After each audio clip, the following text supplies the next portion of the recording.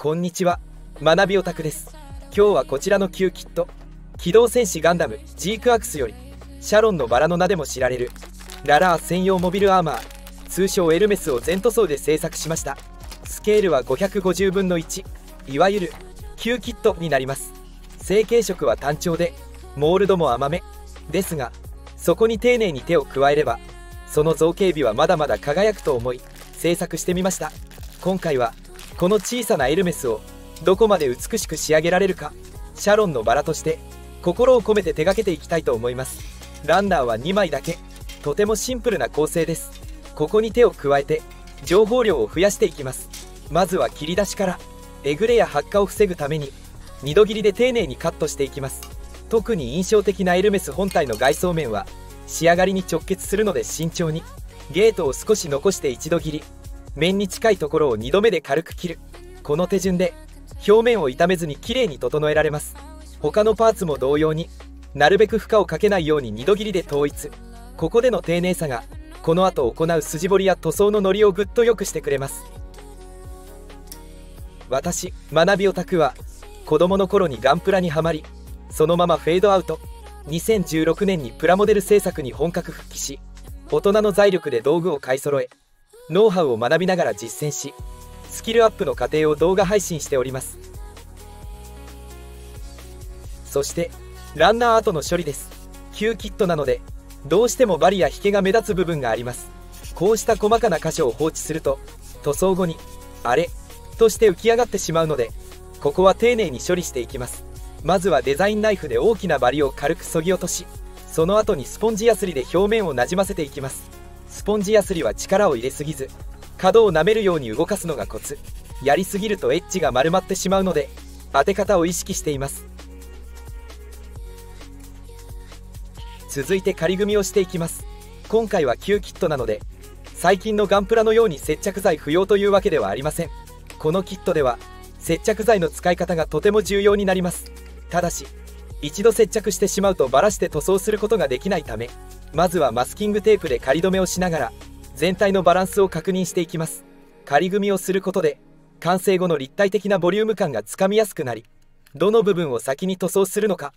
どこまで接着して良いのかといった塗装や接着の手順をあらかじめ整理することができます。さらに実際に組んでみるとモールドが少し浅い箇所があったので、筋彫りで軽く彫り直し、ディテールをより立体的に整えました。こうして仮組みを終えたら仕上がりのイメージをしっかりつかみつつ、次の工程へと進んでいきます。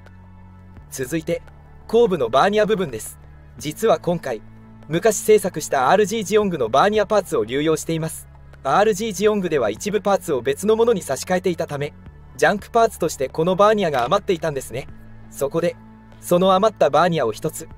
エルメスの後部に追加ディテールとして取り付けました。スケールは違いますがサイズ感も意外とぴったりで、小スケールの550分の1でも程よいメカ感が加わったと思います。そして最後にエルメスの特徴的な卵型の外装パーツを後からかぶせるように装着。これで全体のフォルムが完成します。以上で仮組み工程は完了です。ここからは筋彫りの工程に入ります。まず最初に行うのは元々のモールドの彫り直しです。旧キットなので全体的にモールドが浅く少しぼやけた印象なんですね。そこで力を入れずに優しく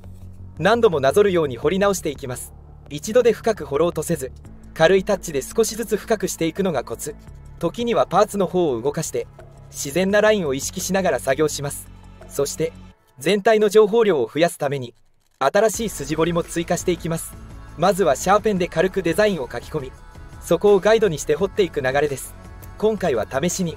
いつものガイドテープではなく日版のテープを使ってみました。このテープは柔らかくて曲面に貼りやすく、エルメスのように丸みの多いパーツにはとても相性がいいです。ただし柔らかい分力を入れすぎるとずれやすいので注意が必要です。本当に優しく彫り進めるのがポイントです。実際に使ってみて感じたのは、曲線が多い部分はこの日版のテープが向いていますが、直線的な箇所ではやはり専用のガイドテープの方が精度が出ますね。パーツ形状に合わせて使い分けるのが良さそうです。今回はこうした筋彫りの追加でディテールの密度を少しでも高めることを意識しました。旧キットの柔らかい造形にほんの少しだけ緻密さを足すことで作品全体の印象がぐっと引き締まります。もともと筋彫りは得意な方ではないんですが、今回は苦手な工程にも挑戦してみようという気持ちでチャレンジしています。少しずつでも確実に上達していけたらと思います。筋彫りが終わったら仕上げのクリーニングです。まずは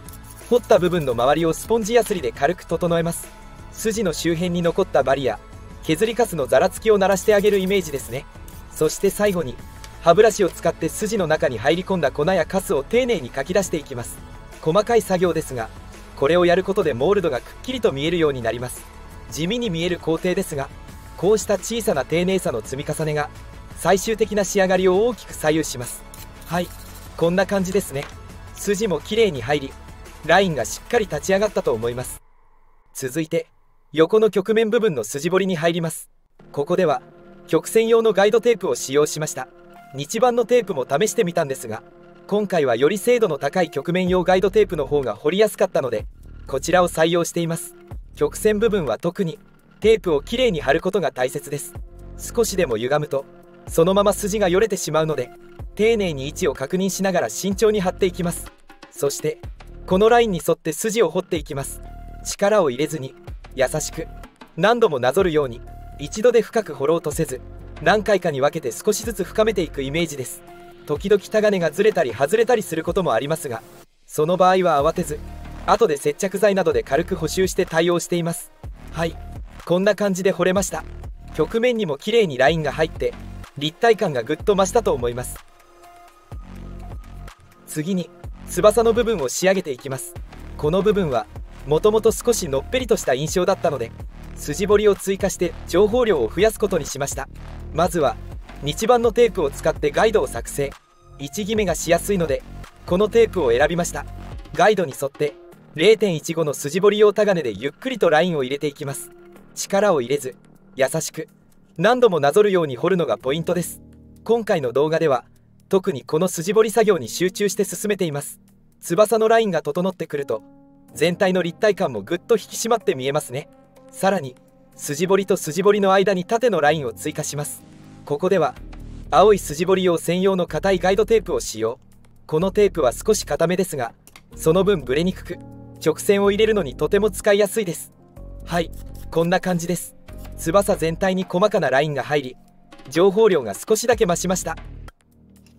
次に行うのは合わせ目消しです。この部分ちょうどパーツの境目にがっつりと合わせ目が入るので、まずはここをしっかり処理していきます。最初に使用したのはセメント SP。 パーツの合わせ面にたっぷりと塗布し、しっかりと押し合わせてムニッと溶けたプラが盛り上がるように接着していきます。ただ今回のように接着面が広いパーツではセメント SP だけだとやや合わせ目には足りなかったので、次にタミヤの流し込み接着剤を使用しました。こちらは粘度が少し高めで接着剤が隙間に盛り上がってくれるのが特徴です。それでも完全には隙間を埋めきれなかったため、仕上げとして瞬間カラーパテを使いました。パテを薄く盛り付け、乾燥後にヤスリで丁寧に整えることで合わせ目を完全にフラットに仕上げています。実際この部分は完成後あまり目立たない箇所ではありますが、見えない部分こそ丁寧にこうした小さな積み重ねが最終的な完成度を大きく左右します。ここからはいよいよ塗装工程に入ります。まずは下地としてガイアノーツのサーフェイサーエボブラックを全体に吹き付けていきます。今回もいつも通り黒立ち上げ塗装で仕上げていくスタイルです。黒をベースにすることで上に重ねる色に深みと陰影が生まれます。特に550分の1のような小スケールでは単調な明るい色だけだと立体感が失われやすいので、こうした黒下地が非常に効果的です。サーフェイサーを吹くことで表面の小さな傷や消しきれていない合わせ目がよりはっきりと浮き出てきます。なのでこの段階で改めてチェックし、気になる箇所は後ほど修正していきます。こちらが先ほど合わせ目消しを行ったパーツですね。黒下地でもしっかり綺麗にラインが消えているのが分かります。さらに先ほど追加した RG ジオングのバーニアパーツも同じくエボブラックで下地塗装、ビットパーツなど今回の全てのパーツを黒立ち上げで統一しています。この黒から立ち上げるひと手間が仕上がりの重厚感をぐっと引き上げてくれるんです。続いてバーニア内側の塗装に入ります。ここはメタルレッドで仕上げていきます。バーニアの内部全体をメタルレッドで統一することで機体のアクセントになりつつメカらしい質感が強調されます。下地が黒立ち上げなのでメタルレッドの発色がとても良く深みのある輝きになります。この黒とメタリックの組み合わせは光の当たり方で色味が変化するのも魅力ですね。小さい方のバーニアも同様に内側を全てメタルレッドで塗装していきます。はい、こんな感じですね。メタルレッドのツヤ感がしっかり出て黒下地とのコントラストも綺麗に決まりました。続いてバーニアの外側部分を塗装していきます。使用するのはスターブライトアイアン。内側のメタルレッドとの対比でより金属的な質感を引き立てていきます。まずは内側のメタルレッドを円形マスキングテープで丁寧に保護し外側を全てスターブライトアイアンで塗装しました。この工程ではマスキングの精度が仕上がりを大きく左右するので少しでも浮きが出ないようにしっかり密着させています。また一部の外装パーツにもスターブライトアイアンを採用。メカニカルな印象を残したい部分に金属色を部分的に配置しています。全体のアクセントとしてメタルレッドとのコントラストが効いた重厚感のある仕上がりになったと思います。こちらは一部筋彫りではみ出してしまった部分の修正作業です。はみ出した箇所を接着剤とヤスリで丁寧に整えその上からもう一度エボブラックを拭き直しました。結果表面がきれいに均一になり傷もほとんど目立たなくなりました。そしてスターブライトアイアンを残したい部分はしっかりマスキング。その他のはみ出し部分も全て改めて黒の下地塗装で整えています。下地塗装が終わったので次に白の下地を入れていきます。今回はグリーンイエローパープルの発色を良くするためその部分だけアルティメットホワイトを下地として拭きました。特に黄色は黒の上からだと沈んでしまうので先に白を塗っておくことで色がしっかり入るようになります。サーフェイサーではなくあえて塗料のホワイトを使うことで塗面が厚くならないようにしました。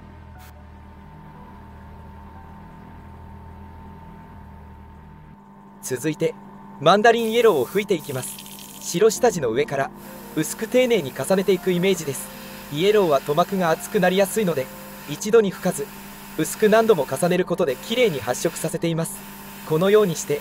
イエロー部分がしっかり色づきました。そしてイエローを塗り終えたらその部分をマスキング。次の工程に向けて全体をもう一度エボブラックで軽く拭き直しています。その後パープル部分の塗装に入る予定でしたが一度リセットの意味も込めて再び黒で下地を整えました。続いてガンダムカラーのパープルを塗装していきます。この塗料は下地に白が含まれているため隠蔽力が高く黒の上からそのまま拭いても問題ありません。発色も非常に綺麗で深みのある上品なパープルに仕上がります。こちらも厚塗りにならないよう薄く何度か重ねながら塗装していきました。塗装が終わったらパープル部分を全てマスキングしその上からもう一度エボブラックを拭き直してはみ出しや塗り残しを丁寧に修正しています。はい、こんな感じですね。はみ出し部分を改めてエボブラックで整えました。続いてグリーンの塗装に入ります。グリーンは色によっては下地の影響を受けやすいためまずは一度念のため白の下地を拭いていきます。本来なら白サフを使ってもいいのですが今回は塗膜を厚くしたくなかったのでガイアノーツのアルティメットホワイトを下地として使用しました。そして完全に白で覆ってしまうのではなくあえて黒い部分を少し残すように塗装します。これがいわゆる黒立ち上げ塗装のポイントですね。使っているエアブラシは 0.18mm 口径。パーツの中央からふんわりと吹き始め外側に向かってじわっと広げていくイメージで塗装します。端の部分に黒を残しておくことで墨入れをしなくても自然な陰影表現が生まれモールドの奥行きが強調されます。はい、こんな感じですね。これから塗装するグリーンの中に自然な明暗がついて小スケールでも立体感のある仕上がりに期待できます。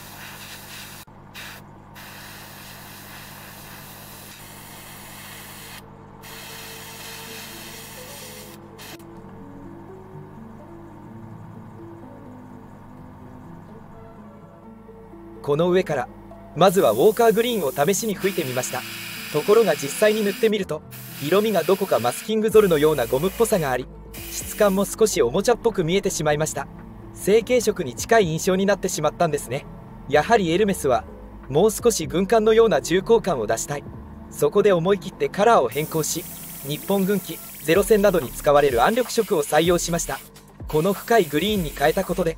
全体がぐっとミリタリー調になり、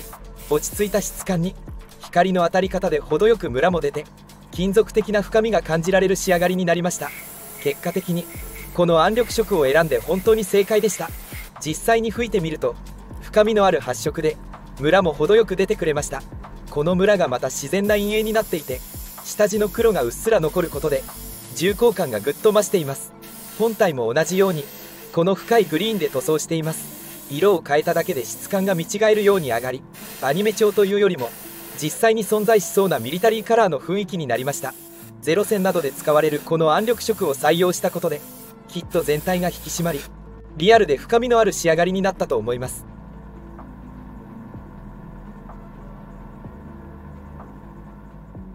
では、いよいよマスキングを剥がしていきます。実際に塗り分けがどう仕上がったのか確認の瞬間です。剥がしてみると、はい、こんな感じですね。全体的に綺麗に塗り分けができていて、ラインもシャープに決まりました。イエローの部分もマスキングを外すと深いグリーンとのコントラストがしっかり効いていて、非常にバランスの良い仕上がりになったと思います。では、いよいよ最終組み立てに入っていきます。このキットは旧キットなので、最後の組み立てにはしっかりと接着剤が必須になります。各パーツを丁寧に合わせながら、これまで積み重ねてきた塗装や加工の成果が形になる瞬間です。今回はシャロンのバラの名でも知られる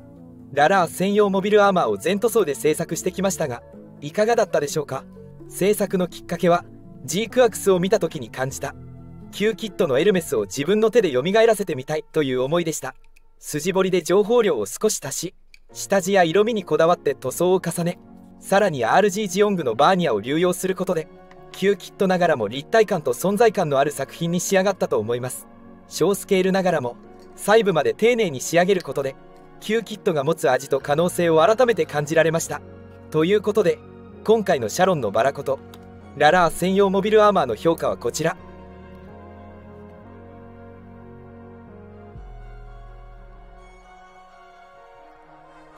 やはり旧キットということもあり、接着剤が必要な点やスケールが小さい分塗装の難易度はやや高めです。特に今回はビットが10個付属しており、全て筆塗りで丁寧に仕上げました。こうした細かな塗装や加工を含めると初心者おすすめ度は星2つといったところですね。そして今回の見どころの一つが RG ジオングのバーニャを後部に大きく取り付けた点。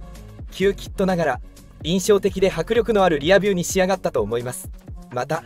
ビットについてはタミヤの透明丸棒を使い、射出しているように見せる演出を工夫しました。瞬間接着剤などを使いながら固定し、空中に浮かんでいるような表現を目指しています。その完成映像はぜひ動画のラストでご覧ください。今後もいろんな角度からプラモデルの楽しさをお伝えできたらと思っています。最後までご視聴いただき本当にありがとうございました。このチャンネルでは今後もプラモデル制作の楽しさやテクニック、そしてちょっとした工夫やリアルな失敗談なども交えながら、皆さんのプラモデルライフに寄り添う発信をしていきます。よければぜひチャンネル登録、高評価、通知オンで次回作もチェックしていただけると嬉しいです。それではモデラーの皆様、良いプラモデルライフをお過ごしください。学びオタクでした。